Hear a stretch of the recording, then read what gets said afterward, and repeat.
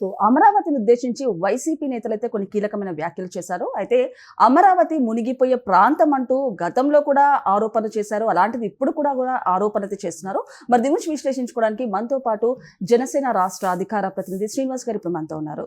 నమస్తే సార్.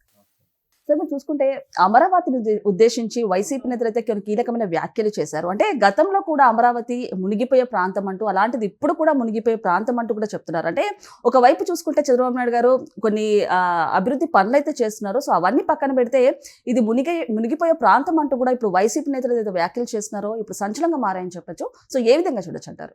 అంటే మీరు కూటమి ప్రభుత్వం ఎన్నికల్లో ఇచ్చినటువంటి హామీలు నెరవేర్చే క్రమం ఒకటి అదొక సబ్జెక్టు.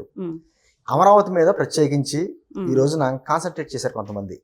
అంటే ఈ రోజు కాదు, అది అమరావతి ప్రాంతాన్ని రాజధానిగా ఎంపిక చేసుకున్న తర్వాత మొదలుకొని అనేక రకాలుగా, అది అమరావతి కాదు భ్రమరావతి, కమ్మరావతి అని, అంటే ఒక కులాన్ని ఆపాదించేటువంటి విధంగా చేయడం.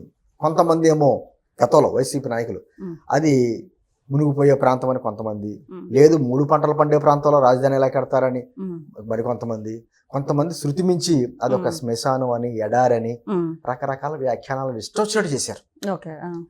29 గ్రామాల ప్రజలు దాదాపు 33,000 ఎకరాలు ఇంచుమించు ఇచ్చినటువంటి వాళ్ళ త్యాగాన్ని పదే పదే కూడా కించపరుస్తూ మాట్లాడేటువంటి వ్యాఖ్యలు మనం చూస్తున్నాం. ఈ అమరావతిని రాజధానిగా చేయాలి అని నిర్ణయించినప్పుడు 2014-19 మధ్యన అప్పుడు ప్రతిపక్ష నాయకుడిగా ఉన్నటువంటి జగన్మోహన్ రెడ్డి కూడా 3 ప్రాంతాలకి మధ్యలో ఉండే ప్రాంతం కాబట్టి 3 ప్రాంతాల మధ్య చిచ్చు పెట్టే ఉద్దేశం నాకు లేదు, కాబట్టి అమరావతినే రాజధాని అనేటువంటి ప్రకటించిన ఆయన కూడా అన్నాం. తర్వాత అధికారంలోకి వచ్చిన తర్వాత మూడు మారిపోయింది. అమరావతిని మళ్ళీ 3 ముక్కలు చేయాలని చెప్పి చూసి దాని కూడా భంగపడ్డాడు. 5 సంవత్సరాలు కూడా అతను రాజధాని రాష్ట్రానికి పరిపాలన చేశాడు. ఇప్పటికే ఎప్పుడైతే 2024 ఎన్నికల్లో మరి కూటమి ప్రభుత్వం అధికారంలోకి వచ్చిన తర్వాత అమరావతి పనులు చాలా శరవేగంగా నడుస్తున్నాయి. అక్కడ ఉన్నటువంటి అధికారులకు సంబంధించినటువంటి బిల్డింగ్స్ కావచ్చు, అదే సందర్భంలో ఆ ప్రాంతంలో పెట్టుబడులు పెట్టడానికి అనేకమైనటువంటి సంస్థలు రావడం కావచ్చు. ఈ మధ్యకాలంలో సింగపూర్ కూడా చంద్రబాబు గారు వెళ్ళడం, ఇవన్నీ చూసిన తర్వాత ఒక విధమైనటువంటి బురద జల్లాలి అనేటువంటి కార్యక్రమాన్ని మళ్ళీ శ్రీకారం చుట్టిని వైఎస్ఆర్ కాంగ్రెస్ పార్టీకి సంబంధించినటువంటి మీడియా ప్లస్ వాళ్ళకి సంబంధించిన సోషల్ మీడియాలో కొంతమంది ఉంటారు. ఈ రోజు కూడా పేపర్లో చూశాను, ఈనాడు, ఆంధ్రజ్యోతి లాంటి ప్రధాన పత్రికల్లో అనంతపురానికి చెందినటువంటి ఒక ప్రభుత్వ ఉద్యోగి దీని మీద ఒక పోస్ట్ పెడతా, ఇది డ్రోన్ రాజధాని అంటే మునిగిపోయినటువంటి ప్రాంతాన్ని ఒక ఫోటో పెట్టి, ఇదిగో మన అమరావతి మునిగిపోతుంది, రాష్ట్రంలో పెట్టుబడులు తీసుకొచ్చి అక్కడ పెట్టుబడులు పెడుతున్నారు అనేటువంటి వ్యాఖ్యలు చేస్తే ఒక కించపరుస్తూ హేళనగా ఒక పోస్ట్ పెడితే దాన్ని హైలైట్ చేసి చెప్పినాయి. ఆయన పేరు చెప్పడం మనకు అసంబద్ధం, ఎందుకు వేస్ట్. కానీ నేనేమంటున్నానంటే అతను కూడా ప్రభుత్వ ఉద్యోగి. ఇటువంటి వ్యక్తులు చాలా మంది ఉన్నారు. అతనంటే హైలైట్ చేశారు, కానీ అటువంటి వ్యక్తులు చాలా మంది ఒక రకమైనటువంటి వాళ్ళకి ఆ భావన అంటే ఒక ఏమంటారో ఒక రకమైనటువంటి ఐడియాలజీతో ఉండేటువంటి కొంతమంది వ్యక్తులు ఏదో రకంగా ఈ ప్రజల మధ్య చిచ్చు పెట్టాలి. వాళ్ళకి ఏంటంటే చంద్రబాబు గారు అంటే కోపము, పవన్ కళ్యాణ్ గారు అంటే కోపము, లేకపోతే ఒక సామాజిక వర్గం మీద కోపము, రకరకాల ఎజెండాలు ఉంటాయి వాళ్ళకి.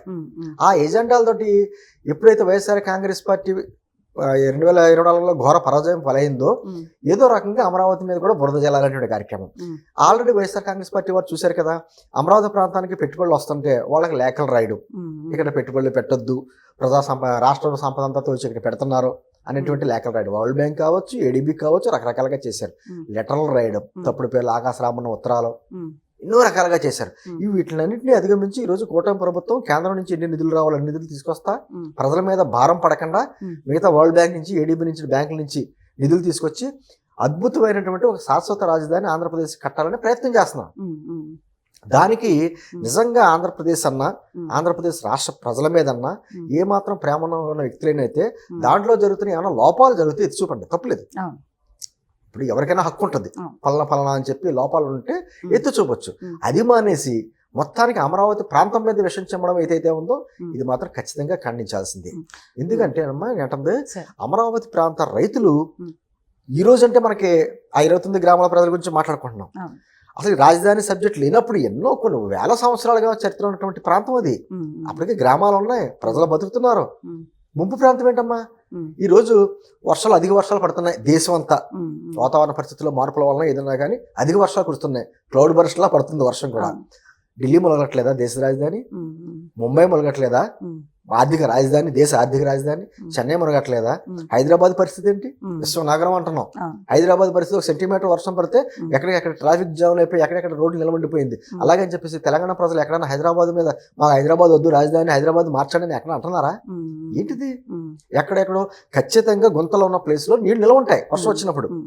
పొలాల్లో ఉన్నటువంటి నిలబడినట్టు నీళ్లు ఫోటోలు తీయడం, ఎక్కడెక్కడ గుంతల్లో నిర్మాణాలు జరుగుతున్నప్పుడు గుంతలు తవ్వుతారు కదా, ఆ నీళ్లు తీయడం, ఆ ఫోటోలు తీయడం, విషయం చెప్పడం. అంటే నిజంగా సార్, అంటే అధికారంలో ఉన్నట్టు నిజంగా ఏదైనా ఉంటే కెపాసిటీ ఉంటే ఏదైనా మంచి పనులు చేసి చూపించాలి. అలాంటిది అధికారంలో ఉన్నప్పుడు ఇలాంటి పనులు చేయలేదు, అండ్ అలాగే అధికారం దిగిన తర్వాత ఇంకా ఇలాంటి పనులు చేయడానికి మరింతగా రెచ్చిపోయారని చెప్పొచ్చు. అంటే నేను ఏమంటానంటే అమ్మా, వైఎస్ఆర్ కాంగ్రెస్ పార్టీ వాళ్ళకైతే ఒక బాధలో ఉన్నారు, ఒక ఫ్రస్ట్రేషన్ లో ఉన్నారు. అదే అమరావతి కానీ పోలవరం కానీ కంప్లీట్ అయిందనుకో ఆ క్రెడిట్ కూటమి ప్రభుత్వానికి వస్తుంది కాబట్టి ఆ క్రెడిట్ రాకూడదు అనేది ఒక దుర్మార్గమైనటువంటి ఫ్యాక్సిస్ట్ మెంటాలిటీ అది. ఆ మెంటాలిటీతో వాళ్ళు చేస్తున్నారు.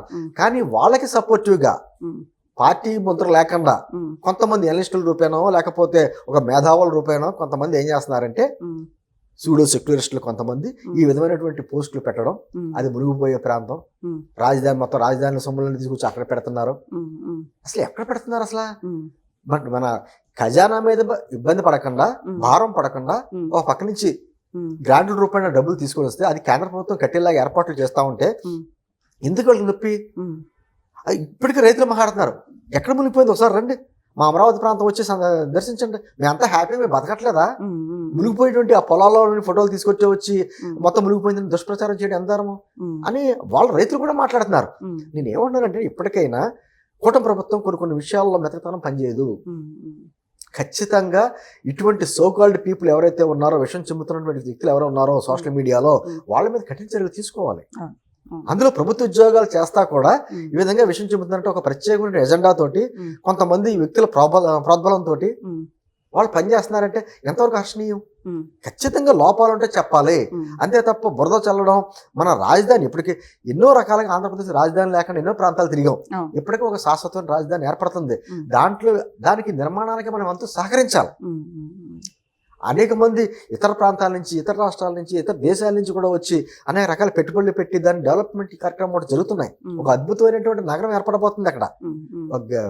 అంటే ఒక గ్రీన్ సిటీ, అంటే పర్యావరణాన్ని కూడా కాపాడుకుంటా జాగ్రత్తగా, అదేవిధంగా మన చారిత్రక అవసరాలన్నీ కూడా అక్కడ కనిపించేలాగా, భవిష్యత్తు వాణిజ్య అవసరాలు పనిచేసేలాగా అనేక లక్షలాది మంది ఉపాధి కల్పించేటువంటి ఒక అద్భుతమైనటువంటి నగరం ఏర్పడుతుంది.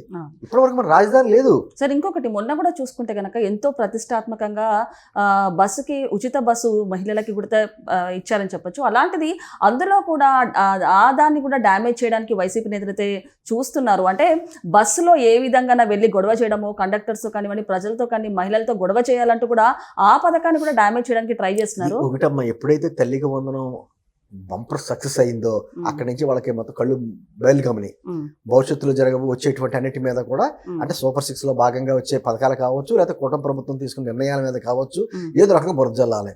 నేను నిన్న విజయవాడ బస్ స్టాప్ లో నేను ఉన్నా, నేను స్వయంగా చూశాను. అక్కడ అద్భుతంగా ఎంత ఆనందిస్తున్నారు మహిళలు. డైలీ అక్కడి నుంచి బయట పక్క ప్రాంతాలకి వెళ్ళే వాళ్ళు, కానీ పక్క ప్రాంతాల నుంచి వచ్చి విజయవాడలోకి వచ్చి పని చేసుకునే వాళ్ళు కావచ్చు, చిన్న చిన్న వ్యాపారులు కావచ్చు, చిరు వ్యాపారులు కావచ్చు, ఎంత అద్భుతంగా చేసుకుంటున్నారు మహిళలు. ఒక మహిళకి కుటుంబంలో నెలకు 15,000 నుంచి 3,000 రూపాయలు లబ్ధి చేకూరుతుంటే ఆ కుటుంబానికి ఉపయోగపడుతుంది. అటువంటి పథకంలో ఏమైనా లోపాలు, నేను అదే అంటున్నాను, ఎక్కడైనా సరే దేంట్లో అయినా సరే ప్రభుత్వం చేసే కార్యక్రమాల్లో భాగంగా ఏదైనా లోపాలుంటే చెప్పాల్సిన బాధ్యతగా చెప్పొచ్చు. కానీ మొత్తం ఆ పథకమే తప్పు, ఆ నిర్ణయమే తప్పు అని బురద జల్లితే మాత్రం ప్రజలు హర్షించరు. అందుకని ప్రజలు హర్షించడానికి తెలుసు కాబట్టే వైఎస్ఆర్ కాంగ్రెస్ పార్టీ నాయకులు మొదలాగా వాగారు రకరకాలుగాను అమరావతి ప్రాంతం మీద. ఇప్పుడు మళ్ళీ కొద్దిగా బొత్స సత్యనారాయణ లాంటి వాళ్ళ మాట మారుస్తున్నారు. అమరావతి మీద మేము మళ్ళీ ఒకసారి పునరాలోచించుకుంటామని చెప్పి మాటలు మారుస్తున్నారు. వాళ్ళకి అర్థమైంది ప్రజలు చిచ్చి అంటున్నారని చెప్పి. కాకపోతే ఏం చేస్తున్నారు, వాళ్ళు ఇండైరెక్ట్ గా కొంతమందిని సెలెక్టివ్ పీపుల్ చేసుకుని ఒక ఎనలిస్టుల పేర్ల మీదో లేకపోతే ఇటువంటి మేధావుల పేర్ల మీదో సోషల్ మీడియాలో పోస్టులు కావచ్చు, లేకపోతే యూట్యూబ్ ఛానల్స్ లో వాళ్ళతో ఇంటర్వ్యూస్ కానీ తీసుకుని ఏదో రకంగా ఈ ప్రభుత్వం తీసుకునే నిర్ణయాల మీద, పథకాల మీద బురద జరుగుతున్నారు. ఏంటంటే ప్రజలకు చాలా గమనిస్తారమ్మా, ఇప్పటికే బుద్ధి చెప్పారు. వీటి అందరి వెనకాల వైఎస్ఆర్ కాంగ్రెస్ పార్టీ నాయకులు ఉన్నారని చెప్పేసి వాళ్ళకి ప్రజలందరికీ అర్థమవుతుంది. కాబట్టి కాబట్టి నేనేమంటున్నానంటే ఖచ్చితంగా మనం అద్భుతమైన నిర్మాణం చేసుకుంటున్నాం, నగర నిర్మాణం చేసుకుంటున్నాం. భవిష్యత్తు తరాలకు అద్భుతంగా ఉన్నటువంటి నగరం నిర్మాణం అవుతుంది. అనేక మంది పెట్టుబడులు వస్తున్నారు. ఈ క్రమంలో పెట్టుబడులు పెట్టే వాళ్ళకి ఒక భరోసాగా ఉండాలి, ప్రజలకు కూడా ఒక మంచి భవిష్యత్తు ఉండేటువంటి భరోసా ఇవ్వాలి అంటే ఇటువంటి సోకాల్డ్ పీపుల్ ఎవరైతే బురద జల్లుతున్నారో వాళ్ళ మీద మాత్రం ఫేక్ ఫొటోస్ పెడుతున్నారమ్మ అక్కడ. నేను ఏమంటానంటే చెరువుల ఫోటోలు, పొలాల్లో వర్షం వస్తే నీట ములుగుతాయి కదా, ఆ ఫోటోలు తీసుకొచ్చి ఇదే అమరావతి, ఇదే రాజధాని అని చెప్పి ఎవరైతే ఎటకారంగా పెడుతున్నారో, వ్యంగ్యంగా పెడుతున్నారో వాళ్ళ మీద మాత్రం ఖచ్చితంగా కేసులు పెట్టాలి. అంటే ఏమంటే స్వేచ్ఛకే బరిదిగబ్బుకి చిన్న గీత ఉంటది. స్వేచ్ఛ పేరుతో భావ ప్రకటన స్వేచ్ఛతో మా ఇష్టం వచ్చిన మేము పోస్టులు పెట్టుకుంటాం అనేటువంటి కుదరదు. అండ్ ఇంకొకటి వాళ్ళు సాక్షి టీవీలో కూడా వాళ్ళు ఇష్టానుసారంగా ప్రసారాలు ఖచ్చితంగా చేస్తున్నారు సార్. నేను అంటే ఖచ్చితంగా ఆ ఛానల్స్ కావచ్చు, ఆ పేపర్ కావచ్చు, అదేవిధంగా కొంతమంది ఇటువంటి వ్యక్తులు కావచ్చు, వీళ్ళ మాట్లాడే వ్యక్తుల మీద కఠినమైన చర్యలు తీసుకోవాలి. తీసుకోకపోతే ఇదే నిజం అనుకుని కొంతమంది ప్రజలకు వెళ్ళవలసిన వెళ్తుంది, చెడు ఎక్కువ వెళ్తుంది కదమ్మా, మంచిగా చెడు ఎక్కువ వెళ్తుంది. కాబట్టి ఖచ్చితంగా ఇటువంటి మీద ఒకళ్ళిద్దరి మీద చర్యలు తీసుకుంటే రెండో వాళ్ళు మాట్లాడరు. అమరావతిని ఎంత దారుణంగా వేసీఎల్ రాజధాని మాట్లాడితే ఇన్ని రకాలుగా చేశారు చూశారు కదా, దాని మీద కూడా చర్యలు తీసుకున్న వాళ్ళు కొంత ఆగింది. ఏంటంటే అలాగే ఏదో కొన్ని చర్యలు కొంతమంది మీద చర్యలు తీసుకోకపోతే మాత్రం భవిష్యత్తులో ఇలాగ మాట్లాడుతూ ఉంటారు. ఇటువంటి ప్రజా వ్యతిరేక శక్తులు ఎవరైతే ఉన్నారో వాళ్ళందరి మీద మాత్రం కఠిన చర్యలు తీసుకోవాలని చెప్పి మేము విజ్ఞప్తి చేస్తున్నాం. ఓకే సార్, నమస్తే.